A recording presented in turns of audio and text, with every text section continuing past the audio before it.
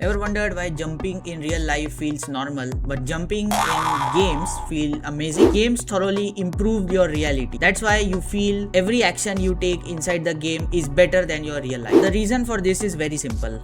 Games don't copy real life. They try to make the simulation of real life inside the game better. Game developers have spent decades figuring out how do you make things better than real life inside the games. And these are the few things which they found out. The very first thing game developers figured out was reaction time. Reaction time means in real life, if you miss something, you are late. In case you miss your bus, you are late.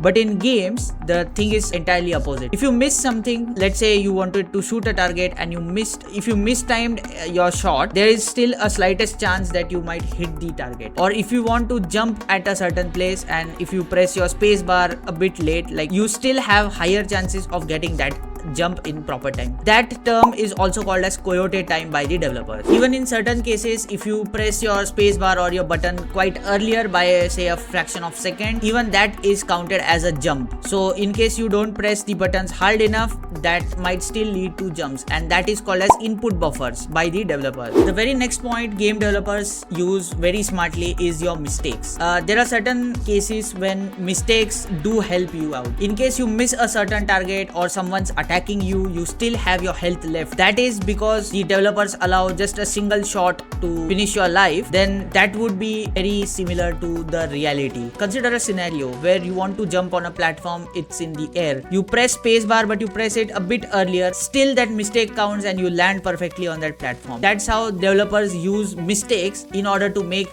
the games better than your real life. The reason why mistakes are very important is that in case everything becomes real, then the people who are playing games would quit on very first mistake they ever make in that particular game. Well, this is not how games are built. So games are made to be fun. That's why mistakes are one of the very important factors which makes games better than the real life. The next thing which developers use is the feedback mechanism. Now feedback mechanism is like if you are punching on a wall, nothing exciting happens.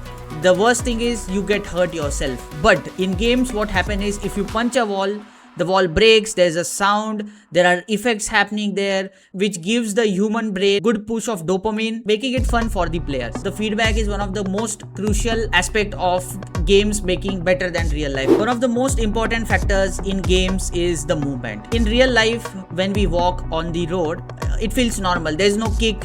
Sometimes you hate walking to your destination where you want to go. But in games, it feels slightly fun. The reason is not the map, but the reason is the whole movement structure. Actual games, you walk 2 or 3 times faster than you walk in real life. That gives you satisfaction, and when things speed up, you like them the most. So when you are walking around the corners inside the games like in GTA or Minecraft, you don't get bored. You want to keep walking in that environment, make your game life feel better. The most important part of life is to get rewards, but the sad part of human life is that you get rewards on certain milestones. But what games do differently is that they reward you at certain intervals. For example, if you found a loot box, which means you get some gold or you get an extra health, you get those things time to time basis. It's not like it just comes once or it just comes after years of waiting and struggling. That's why you feel that rewards are one of the most common things that game developers use to keep you hooked inside the game. And rewards makes games better than real life